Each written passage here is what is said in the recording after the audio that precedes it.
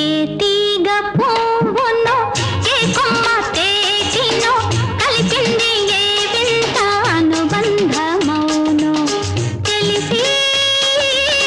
తెలియని అభిమానమౌనో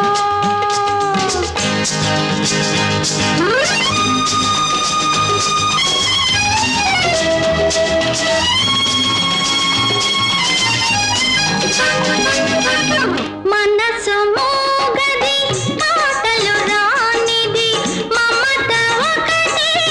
అది నేర్చినది మనసు మోగది మాటలు రానిది మమత ఒకటి అది నేర్చినది அப்படியா పెద్ద అర్థమైనట్టు